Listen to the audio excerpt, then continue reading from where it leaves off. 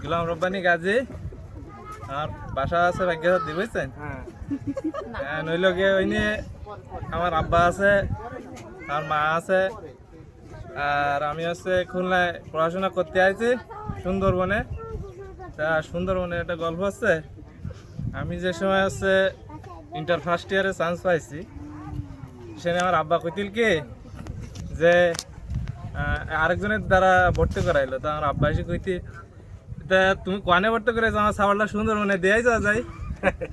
তাই এখন হয়েছে কি পড়তেছি আমি অনার্স থার্ড ইয়ারে, সেখানে পড়তেছি। পড়ার পরে এখন আমি আইসি পিকনিক করতে, আর বিডি ক্লিনির সাথে যুক্ত আছে একজন সাধারণ সদস্য হিসেবে।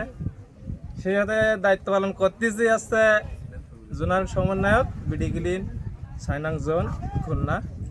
এবং আজকে যে আসলাম আমরা সেই সুবাদে আজকে সকালে একটা ঘটনা ঘটেছে কি, কালকে রাত্রে হয়েছে যে 8টার সময় সবাই টুটপাড়া কবরস্থানে আসতে, আমি আইছি 9টার সময়। গোসল করতে গিয়েছে, তার মধ্যে 3বার একজন ফোন, তা করলো ফোন ধরতে। তা আমি কি এর মধ্যে গোসলের মধ্যে ফোন নিয়ে যাবো, তাই কথা এখন আইসি প্রায় 9টা বেজে গেছে। একজন তার সহ্য হয়নি, সে গলমারি চলে 8টি নাই চলে এসেছে তরিগুলা, এগুলোকে আমার নিতে হয়নি। তারপর আমরা 3 জনে গলমারি খাড়াই রয়েছে। এখন আমরা 3 জনে উঠেছি মানে এক বিটার এসে ভাই কি সেই লোক কাছে যে 150টা দিতে আমরা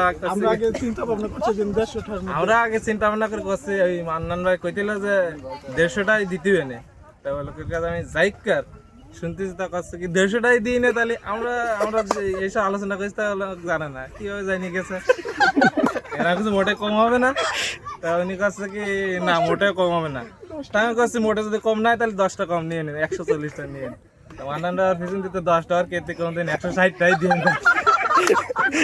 সেই 160টা না ভাই 170টাই গেছে। আরো এই জায়গাতে লোক নিছি আমরা গলনামারিতে, এনতে নিছি মিরাজ ভাই আর কার নিছি। নেওয়ার পরে আমরা এসে পৌঁছেছি, আসি দিয়ে ইনফ্যাক্ট কানি কাদা মাদা যাচ্ছি না, তাই গেছে। আসার পরে আমরা খালি মনে হয় প্রথমে আইছি, তারপরে আর কেউ আসেনি। তো সবাই সবগুলি আছে, এইভাবে একটু পরিচয় দিয়ে তাহলে তো ভালো লাগবে না।